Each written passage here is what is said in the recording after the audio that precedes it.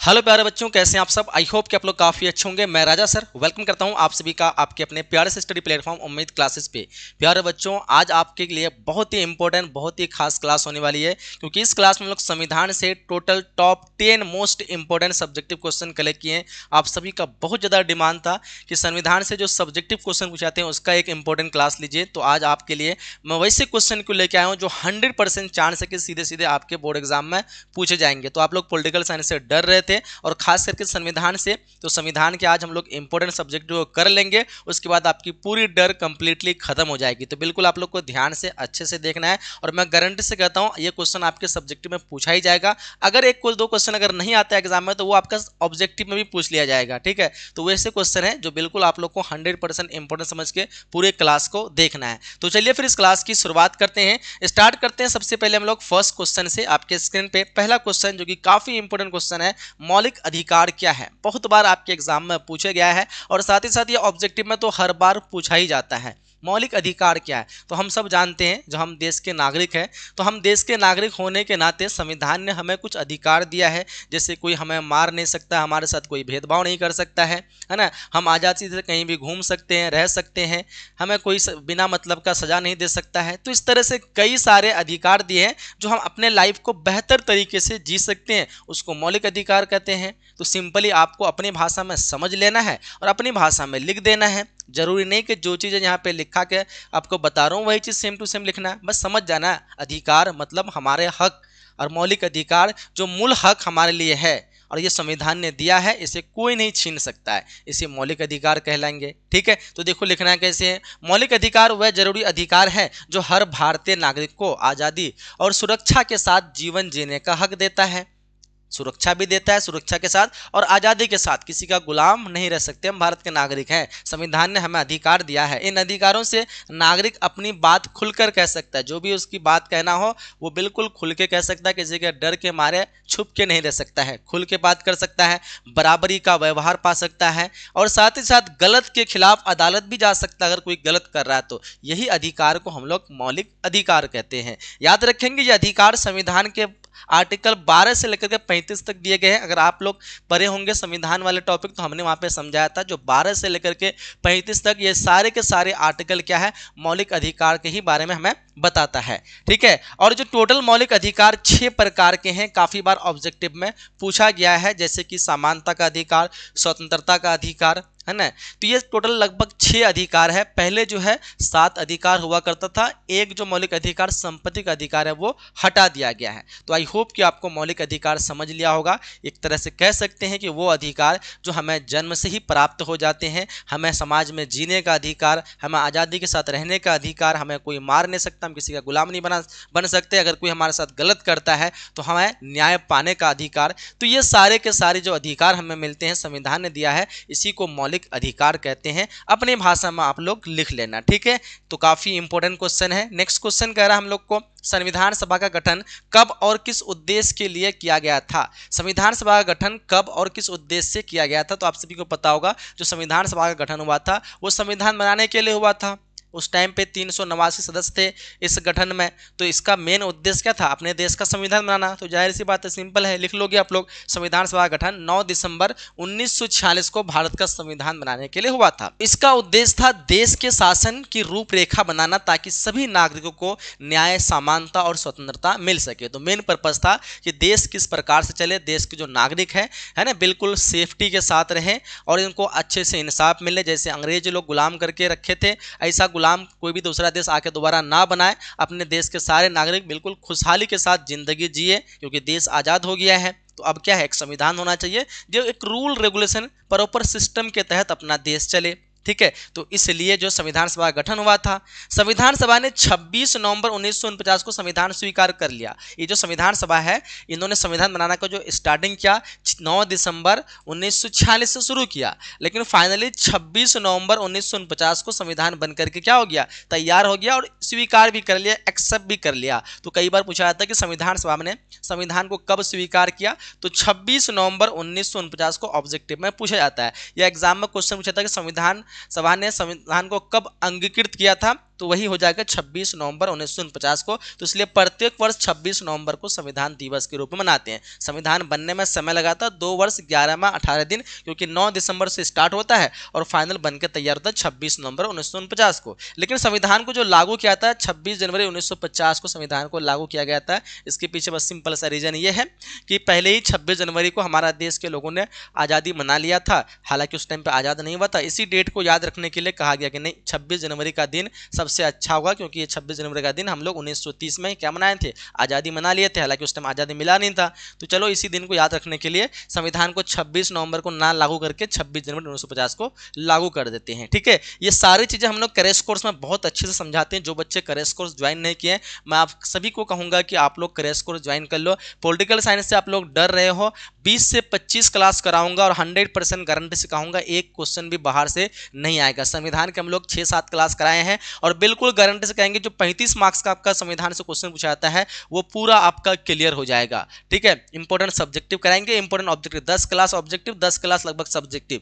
इससे बाहर आप लोग एक क्वेश्चन भी आ जाए तो फिर हमें बताना। ठीक है, पूरा गारंटी से कहता हूँ। 349 रुपया फी है ना। अगर आपका एक क्वेश्चन भी बाहर से आ जाए, जो चीज़ पढ़ाऊंगा अगर आपके एग्जाम में ना आए तो आपको रुपये भी वापस मिल जाएगा। ये हम लोग हर एक वीडियो में बोलते आ रहे हैं। ठीक है, तो आप लोग फटाफट से ज्वाइन कर लेंगे। ऊपर में नंबर दिया गया है, या सिंपली उम्मीद क्लासेस ऐप प्ले स्टोर से आप लोग डाउनलोड कर लीजिए और फटाफट से ज्वाइन हो जाइए। ठीक है, बिल्कुल आप लोग को टेंशन नहीं लेना है। चाहे आपका कोई भी सब्जेक्ट हो, आर्ट्स का ऑल सब्जेक्ट के हम लोग 350 में कराते हैं, कोई भी सब्जेक्ट हो, आप लोग बेधड़क तैयारी करें। यहाँ पे ज्यादा आपको टेंशन नहीं देंगे कि ये चीज पढ़ना वो चीज पढ़ना, इतना सारा चीज पढ़ना है, पता चला आपका दिमाग काम नहीं कर रहा पढ़ना क्या है। तो इसलिए कम क्लास होगा। जैसे मान लो एग्जाम से पहले क्वेश्चन पेपर मिल जाएगा तो आप क्वेश्चन पेपर पढ़ोगे ना, इधर उधर की चीजें देखोगे नहीं देखोगे। तो हम लोग को पता है कि क्या क्वेश्चन आना है, तो सिंपली वही क्वेश्चन देंगे गारंटी के साथ, वही क्वेश्चन एग्जाम में आएगा ही। ठीक है, तो आप लोग फटाफट से ज्वाइन कर लेंगे अच्छे से, अगर आप लोग को तैयारी करना समझना है तो। ये दूसरा क्वेश्चन आपने समझ लिया कि इसका गठन क्यों हुआ था, संविधान बनाने के लिए हुआ था, कब हुआ था, 9 दिसंबर 1946 को हुआ था। पर्पस ये था कि देश का रूपरेखा, देश का शासन की एक रूपरेखा तैयार हो सके, कि देश सिस्टम तरीके से चल सके, कोई किसी को गुलाम ना बनाए, है ना, सभी नागरिक आज़ादी के साथ रह सके। तो बन के तैयार हुआ 26 नवंबर 1949 को और इसको लागू किया गया 26 जनवरी 1950 को। बहुत ही सिंपल है, बस समझ जाना, अपने दिमाग में फिट कर लो सारी चीजें। नेक्स्ट क्वेश्चन पूछा कि हम लोग को समानता का अधिकार क्या है। समानता शब्द समझ आ रहा है, इक्वलिटी। समानता का मतलब सभी के साथ बराबरी, है ना, चाहे वो किसी भी धर्म हो, किसी भी जात के हो, किसी अमीर हो गरीब हो, सबके साथ अगर हम समान बिहेव कर रहे हैं, समान इंसाफ कर रहे हैं, इसी को तो समानता कहते हैं। तो बिल्कुल सिंपल लिख लोगे आप लोग। समानता का अधिकार का अर्थ है कि भारत के सभी नागरिक कानून के सामने क्या है, बराबर है, ऊपर नीचा कुछ भी नहीं होगा। किसी के साथ चाहे वो धर्म हो, जाति हो, लिंग हो, रंग हो, जन्म स्थान हो, या किसी भी आधार पे कोई भी भेदभाव नहीं किया जा सकता है। सबको हम बराबर इंसाफ देंगे, संविधान कहता है। ठीक है, यह अधिकार अनुच्छेद 14 से 18 में दिया गया। अगर इस अधिकार के बारे में जानना चाहते हो तो संविधान के आर्टिकल 14 से 18 में आप जाके अच्छे से इसको जान सकते हो, समानता का अधिकार के बारे में। तो समानता का अधिकार जो हमें समान तरीके से देश में रहने के लिए बताता है ना, चाहे वो किसी भी धर्म हो, किसी भी जात हो। ऐसा नहीं कि फलाना जात का है तो उसको इंसाफ नहीं मिलेगा, ये बड़े जात का है तो इसको इंसाफ मिलेगा, या अमीर है तो इसको इंसाफ मिलेगा, गरीब के साथ अन्याय होगा। ये संविधान कहता है कि ऐसा बिल्कुल भी भेदभाव नहीं होना चाहिए। इसी को कहते हैं समानता का अधिकार। इसका उद्देश्य है समाज में बराबरी लाना, ऊंच नीच को खत्म करना। तो मेन पर्पस आपको समझ में आ गया कि इसका मेन पर्पस क्या है, समाज में ऊंच नीच ना करें, लोग सबको इक्वल समझे। क्वेश्चन 4 करा, संविधान में मौलिक कर्तव्य क्या है, कब और किस संशोधन द्वारा इसको जोड़ा गया था। काफी इंपोर्टेंट है, कई बार आपके ऑब्जेक्टिव एमसीक्यू में क्वेश्चन आया हुआ है। मौलिक अधिकार हमने देख लिया, ये भी क्वेश्चन काफी इंपोर्टेंट था। उसी प्रकार मौलिक कर्तव्य भी है, बस अंतर क्या है, मौलिक अधिकार संविधान ने हमें अधिकार दिया है और मौलिक कर्तव्य संविधान कहता है कि तुम देश के लिए कुछ करो।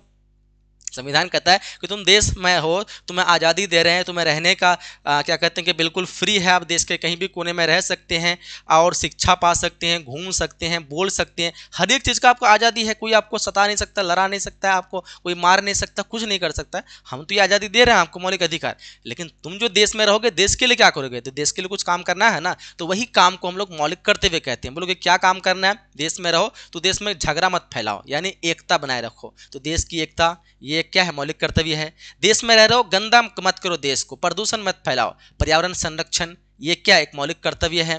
देश में है आपका राष्ट्र झंडा तिरंगा, इसकी इज्जत करो, ये मौलिक कर्तव्य है। अपने बच्चे हैं, उस बच्चे को पढ़ाओ, ये आपका मौलिक कर्तव्य हो गया। तो ये सब काम संविधान ने दिया है जिसको मौलिक कर्तव्य कहते हैं, जो आप लोग को करना है।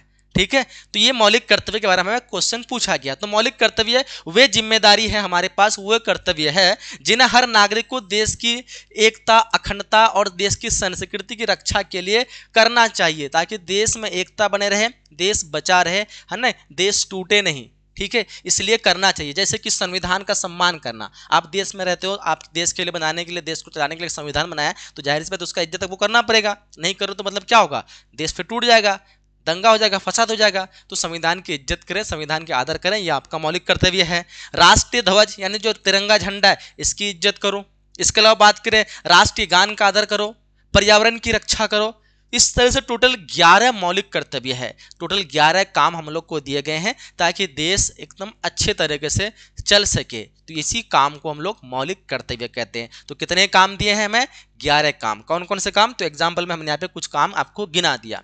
ये मौलिक कर्तव्य क्वेश्चन पूछा गया किस संशोधन में जोड़ा गया था, तो 42वें संविधान संशोधन में इसको जोड़ा गया था। कब, 1976 को जोड़ा गया था। साथ में पूछा गया, हाँ, कब जोड़ा गया था। अच्छा ये जान लो, ये कहाँ से जोड़ा गया था, कहाँ के संविधान से, तो यूएसएसआर के संविधान से जोड़ा गया था, यानी यूएसएसआर के संविधान से लिया गया इसको, मौलिक कर्तव्य को। ठीक है, 1976 को और 42वें संविधान संशोधन। याद रखेंगे जो 1976 को जो जोड़ा था ना, टोटल 10 ही मौलिक कर्तव्य को जोड़ा गया था। पहले इनकी संख्या कितनी थी, 10, लेकिन 86वें संविधान संशोधन 2002 में एक और नया कर्तव्य जोड़ा गया था, जिसमें कहा गया कि जिसका भी उम्र 6 साल से कम है, यानी बच्चे है, उसको पढ़ाना जो है बिल्कुल जरूरी है, और ये आपको हर हाल में पढ़ाना, ये आपका मौलिक कर्तव्य है।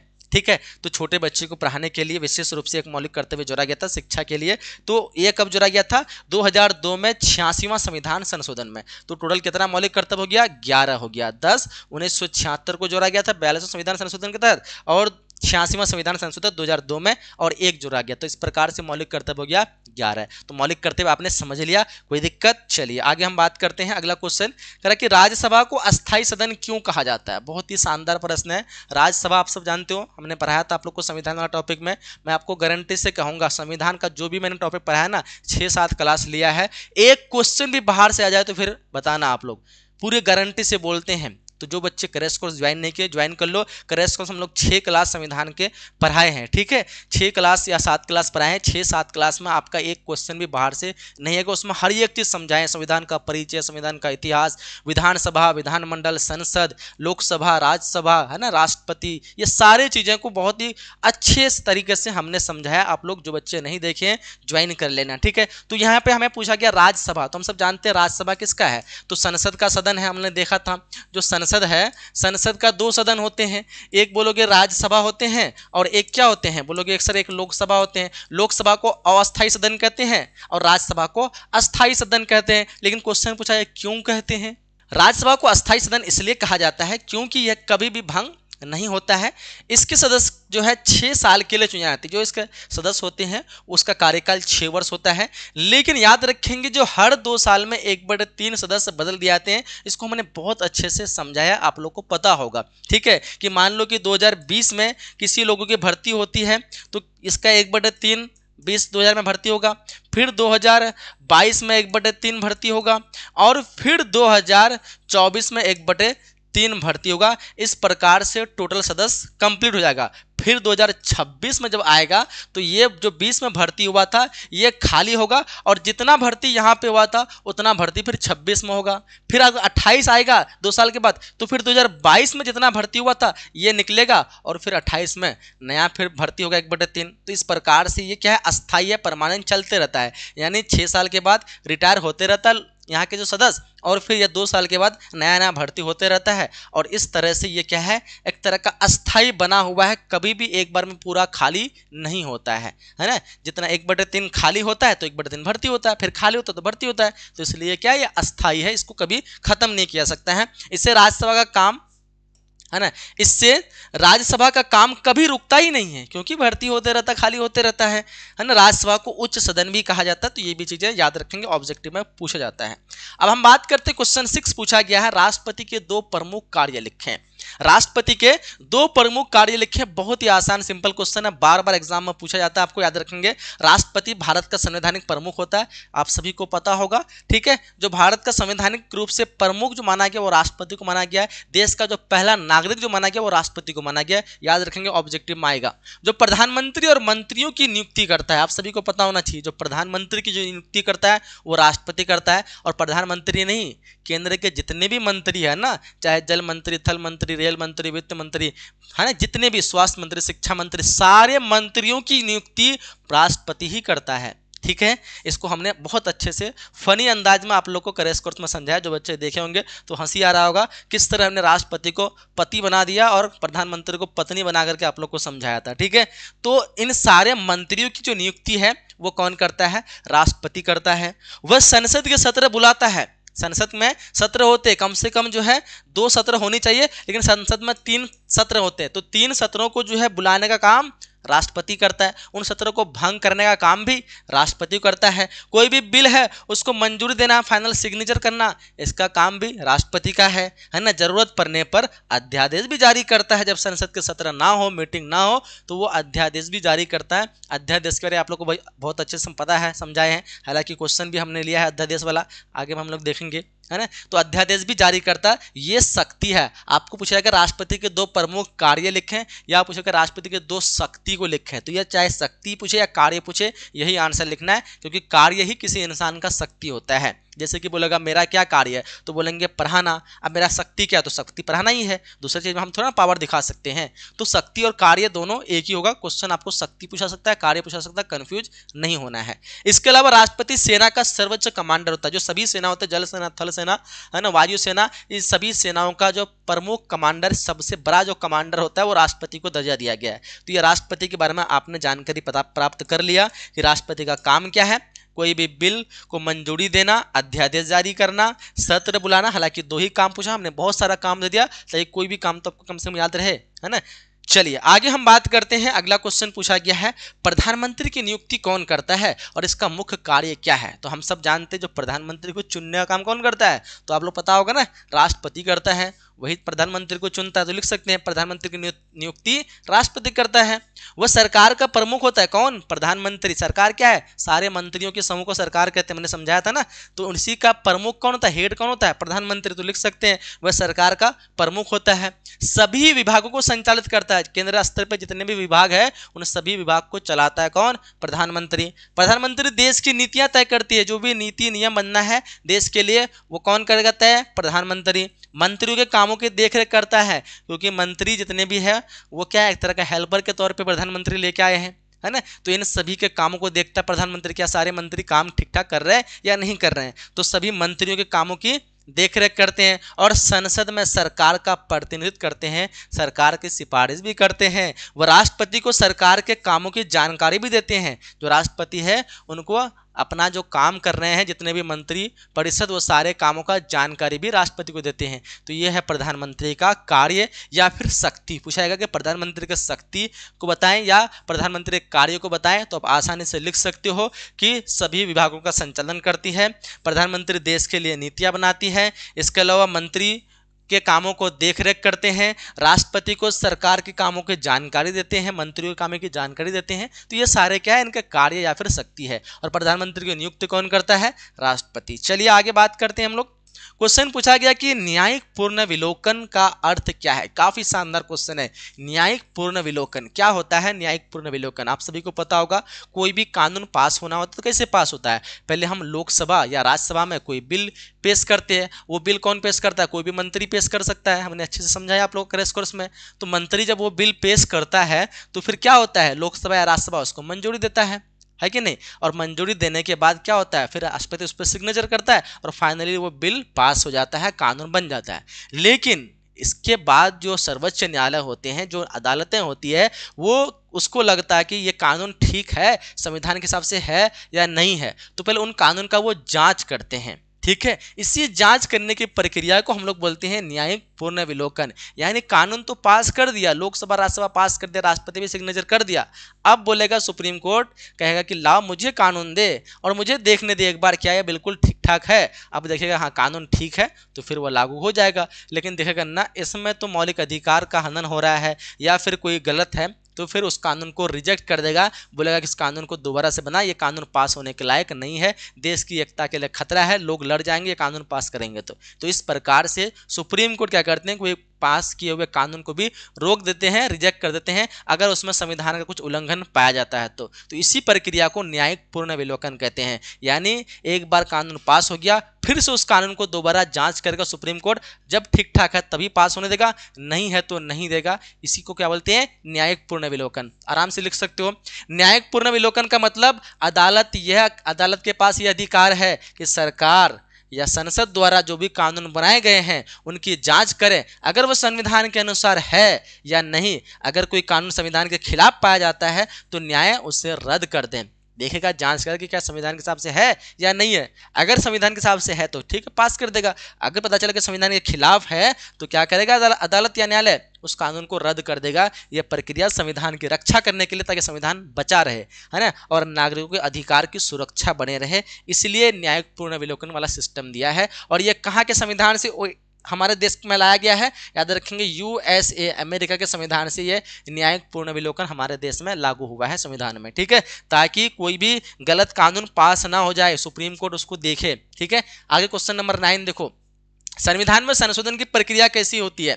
संविधान में अगर हमें बदलाव करना है तो क्या बदलाव करना पॉसिबल है, तो बिल्कुल पॉसिबल है। हम संविधान में आसानी से बदलाव भी कर सकते हैं, कुछ चीज़ें होती हैं जिसको हम आसानी से बदलाव भी नहीं कर सकते हैं, तो चलिए इसी चीज़ को हम लोग समझते हैं।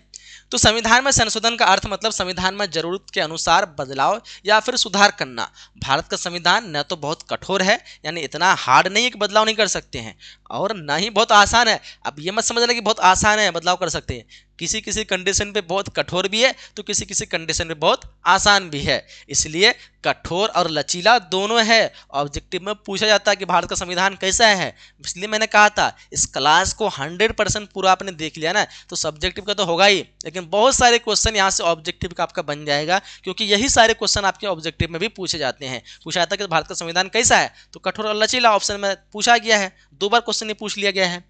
तो भारत का संविधान क्या है, इस हिसाब से कठोर और लचीला दोनों कहा जा सकता है, क्योंकि कुछ संशोधन संसद के विशेष बहुमत से, यानी संसद में ही बहुमत वोटिंग मिल जाए और वो बिल पास हो जाता है और संविधान में बदलाव हो जाता है। लेकिन कुछ के लिए राज्य की मंजूरी भी जरूरत है, अगर कोई बड़ा बदलाव करना है तो सभी स्टेट की भी मंजूरी चाहिए तभी बदलाव हो सकता है। तो इस हिसाब से तो कठोर हो गया, हर एक स्टेट को मनाना क्या ये जरूर पॉसिबल है, तो इस हिसाब से हर एक स्टेट को मनाना एक तरह कठोर हो गया। तो कुछ ऐसे बड़े बदलाव करना है ना, कानूनी मामला में, सुप्रीम कोर्ट के मामले में, ये सब मामले में कुछ बहुत बड़े खतरनाक बदलाव करना है तो फिर संसद अपने से उसको पास या फिर बिल को पास नहीं करा सकते हैं जब तक सारे स्टेट सहमत ना हो। तो इसलिए कोई भी अगर कानून छोटा मोटा है उसको बदलना, संशोधन करना संसद का विशेष बहुमत से, यानी संसद के लोग वोट कर दें आसानी से बदल सकता है। लेकिन कुछ खतरनाक लेवल का बदलाव करना है तो सभी राज्य की मंजूरी चाहिए, तो इसलिए क्या है, कठोर भी है तो लचीला भी है, यानी आसानी से बदलने वाला भी है तो आसानी से ना बदलने वाला भी है। तो पहला जो संशोधन हुआ था, बदलाव जो था 1951 में, ऑब्जेक्टिव में कई बार पूछा गया है कि भारत संविधान जो है पहली बार कब बदला गया था, कब संशोधन हुआ था, 1951 को, ठीक है, पहला संशोधन। चलिए आगे बात करते हैं, जो कि लास्ट क्वेश्चन होगा। क्वेश्चन पूछा गया अध्यादेश क्या है। अध्यादेश के बारे में पूछा जाएगा, काफी इंपोर्टेंट क्वेश्चन है, याद रखेंगे। ये ऑब्जेक्टिव में क्वेश्चन पूछा जाता है कि राष्ट्रपति कब कौन से आर्टिकल के तहत अध्यादेश जारी करता है, राज्यपाल कौन से आर्टिकल के तहत अध्यादेश जारी करता है। तो अध्यादेश क्या होता है इसको हम लोग समझते हैं। तो देखो, एक्चुअली कोई भी कानून पास करना होता है, कोई भी कानून बनाना होता है तो वो मंत्री क्या करते हैं, पहले उस कानून का एक ड्राफ्ट बनाते हैं, है ना, कॉपी बनाते हैं। इस कॉपी को जो है पास कराने के लिए लोकसभा या फिर राज्यसभा, इन दोनों के पास भेजते हैं। अगर लोकसभा या राज्यसभा दोनों इस कानून को पास कर देते हैं और फाइनली राष्ट्रपति के पास पहुंच जाता है और राष्ट्रपति अगर सिग्नेचर कर देता है तो यह ड्राफ्ट पूरी तरह से कानून बन जाता है। लेकिन याद रखेंगे यह लोकसभा और राज्यसभा का सत्र होता है, मीटिंग होता है, उसी समय पेश किया जाता है और साल में लगभग 3 बार ये मीटिंग होता है, सत्र बैठता है। लेकिन किसी किसी टाइम पे कानून अचानक से बनाना हो और ये मीटिंग ना रहे तो कैसे कानून बनेगा। तो ये जो मंत्री है ये अपने ड्राफ्ट को सीधा राष्ट्रपति के पास भेज देगा और राष्ट्रपति क्या करेगा, इसको कानून बना देगा, पास करा देगा बिना इन लोगों की अनुमति से, बिना सहमति से, क्योंकि ये लोग तो छुट्टी में है, क्योंकि साल में 3 नंबर होता है। अब कोई अचानक से कोई पास करना हुआ तो ये राष्ट्रपति के पास ये अधिकार है। आर्टिकल 123 के तहत कहा गया है कि राष्ट्रपति उस बिल को टेम्पररी पास कर सकता है और ये पास कर दिया तो 6 मंथ के लिए वैलिडेट होते हैं। कितने मंथ के लिए? 6 मंथ के लिए। और फिर जैसे ही अगला मीटिंग आ गया है ना, अवेलेबल हो गया ये लोग, तो फिर राष्ट्रपति को चाहिए कि ये जो बिल पास किया था ये बिल इसको पेश करे। अगर ये लोग पास कर दिया तो परमानेंट बन जाएगा कानून, अगर ये लोग पास नहीं किया तो फिर अब ये कानून नहीं बनेगा। जो इसका वैलिड 6 मंथ था, अब जब ये क्या कहते हैं ये लोग रिजेक्ट कर दिया तो अब इसका 6 हफ्ता हो जाएगा वैलिड। क्या हो जाएगा? 6 हफ्ता, यानी 6 वीक मान लो, ठीक है। तो याद रखेंगे जो अध्यादेश होता है क्या होता है, मंत्री कोई भी बिल डायरेक्ट जो है राष्ट्रपति को देता है और राष्ट्रपति क्या करते हैं, उसको पास कर देता है, तो 6 महीने के लिए वैलिड है। लेकिन जैसे ही सत्र अगर आ गया तो राष्ट्रपति को इसी बिल को फिर जो है लोकसभा राज्यसभा में देना पड़ता है। अगर ये लोग पास कर दिया तो परमानेंट कानून बन गया, अगर ये लोग पास नहीं किया तो फिर 6 हफ्ता के बाद ये कानून फेल हो जाएगा, खत्म हो जाएगा। तो इसी को अध्यादेश कहते हैं। आई होप की चीजें समझ में आ गई होगी, इसको हम लोग बहुत अच्छे से करंट कोर्स में समझाए हैं। अध्यादेश एक अस्थायी कानून होता है, टेम्पररी कानून होता है, जैसे कि हमने बताया है ना, कोई लंबे टाइम तक नहीं होता है, ये 6 महीना वैलिड होता है। या फिर अगर मंत्री लोग क्या बोलते हैं, या फिर अगर संसद के सदन जो है इसको नहीं पास करता, रिजेक्ट करता, तो फिर ये वैलिडिटी और घट जाती है, 6 हफ्ता ही बच जाता है। तो अध्यादेश एक अस्थायी कानून है जिसे राष्ट्रपति तक जारी करते हैं। राष्ट्रपति तब जारी करते हैं जब संसद का सत्र यानी मीटिंग नहीं चल रहा होता है और तुरंत कानून की जरूरत होती है, इमरजेंसी में कानून चाहिए, तो इसी कंडीशन पे अध्यादेश संसद के अगले सत्र में रखा जाता है। ठीक है, यदि संसद इसे मंजूरी नहीं देता है तो ये 6 हफ्ते बाद स्वतः समाप्त हो जाती है ना। अगर ये राष्ट्रपति पास कर दिया, अब क्या करेगा, इस अध्यादेश को अगले सत्र जब मीटिंग आएगा तो वहां पे पेश किया जाएगा। अगर संसद पास कर दिया तो कानून परमानेंट बन गया, अगर नहीं पास किया तो अब इसके पास 6 महीना का समय रहेगा, सॉरी 6 हफ्ता का ही समय रहेगा और 6 हफ्ता के बाद समाप्त हो जाएगा, है ना। राज्य स्तर पर यह राज्यपाल भी अध्यादेश जारी करते हैं, देश स्तर पर राष्ट्रपति करते हैं। राष्ट्रपति आर्टिकल 123 के तहत अध्यादेश जारी करता है और राज्य स्तर पर आर्टिकल 213 के तहत अध्यादेश जारी करता है। तो दोनों याद रखेंगे, राज्यपाल भी अध्यादेश जारी करता है सेम कंडीशन और राष्ट्रपति भी करता है सेम कंडीशन पे, बस राष्ट्रपति देश के लिए करता है और राज्यपाल राज्य पर। ठीक है, तो अध्यादेश आपको समझ में आ गई होगी। तो हम लोग का फाइनल जो भी इंपॉर्टेंट सब्जेक्टिव क्वेश्चन था संविधान से, हमने कोशिश किया है कि एक क्वेश्चन भी आपका एग्जाम में ना छूटे, वो सारे क्वेश्चन को हमने किया है। अगर आप लोग और भी बेहतर तरह से तैयारी करना चाहते हो, पूरा गारंटी चाहते हो कि हमें पूरा जो 100 में 100 पॉलिटिकल साइंस में लेके आना है, तो आप लोग क्रैश कोर्स में ज्वाइन करें। और आप लोग क्या डिमांड है कि पॉलिटिकल साइंस में कैसे 100 में 100 लेकर के आए, तो इस वीडियो में कमेंट करें। मैं अगला वीडियो आपको बताऊंगा कि पॉलिटिकल साइंस इतना आसान है, आप लोग इससे डर जाते हो। अगर आप लोग चाहते हो कि पॉलिटिकल साइंस में हम लोग कैसे 100 में 100 लेके आए, तो इस वीडियो को लाइक करिए और अपने सभी दोस्तों के साथ शेयर करिए, वो वीडियो मैं आप लोग के लिए बना दूंगा। ठीक है, और चलिए इस क्लास को हम लोग यहीं तक एंड करते हैं। सारे बच्चे उम्मीद क्लास ऐप को डाउनलोड कर लेंगे, फटाफट से क्रैश कोर्स ज्वाइन कर लीजिए, गारंटी है एक क्वेश्चन भी आपका एग्जाम में नहीं छूटने दूंगा। ठीक है, फिर मिलते हैं अगली क्लास में। इस वीडियो को लाइक करिए और आप लोग अपने सभी दोस्तों के साथ शेयर जरूर करिएगा। Bye bye, take care and love you all.